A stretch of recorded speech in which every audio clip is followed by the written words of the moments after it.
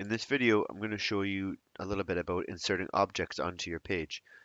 So I've opened up my page in edit mode, and first thing I'm going to do is I'm going to click in a content region so SharePoint knows where I want to insert an object.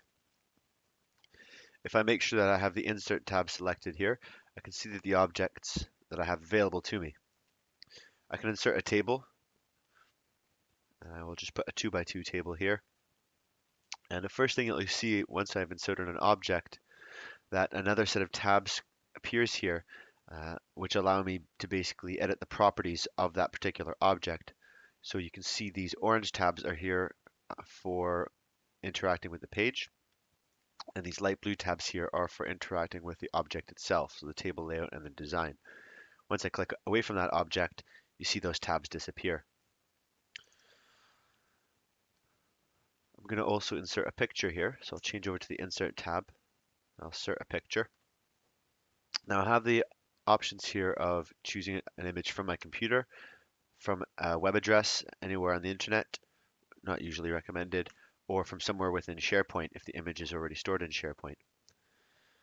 I'll click from my computer, and you'll see the dialog that comes up here asks me the file that I want to upload. So I'll go to my images folder and I'll choose the jellyfish here. And it will also ask me which destination library I want to put this in. So what basically SharePoint is saying here is I'm not just going to add this image to the page, I'm actually going to upload the file directly into SharePoint. I'm going to store it in this the site assets library, which you can see in the site contents, and then I will also display it on the page. So you can then reuse this image on other pages if you choose. I'll press OK, and it's going to upload the image.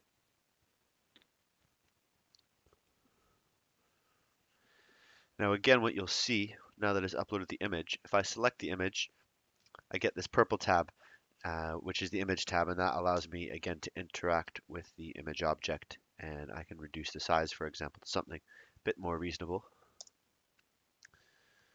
and I can save my page and it'll keep all those changes.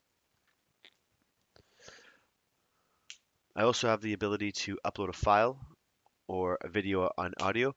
Now this works very much in the same way in that it will upload the file directly. If you add something from your computer, it will add the file into SharePoint and then display it on the page. So that's with uploading a file and with uploading video and audio. Additionally, you can embed a link, for example, a YouTube video or something like that, if you don't actually want to store the video in SharePoint itself. I can insert a link. So if I click here, I can put a link either from SharePoint or from an address. Put the text.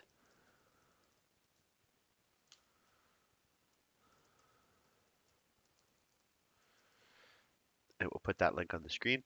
Additionally, I can highlight a piece of text and I can insert a link and it will make that text a link, or I can do the same with an image, for example, and I can click on insert link.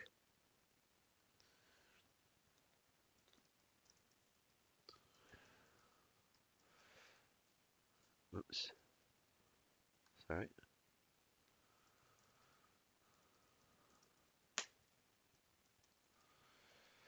Now what you'll see here once I've created this link, so when I select the image, I get both the image and the link tab. So you can see that this image is both an image and a link. If you looked at the actual HTML, you would see that there's an image tag and that's surrounded by an anchor tag or a link tag in HTML. You also have the ability to upload to add what's called app parts and web parts. And we'll get to these in a later video, but on a basic level, these app parts and web parts are essentially reusable modules that you can add to your page, and you can add these anywhere on your page as well. But we'll get to that in another video. You also have the ability to embed code into your page, but this is really for more advanced users, adding scripts and such to your page. So um, that can be covered in a later video as well.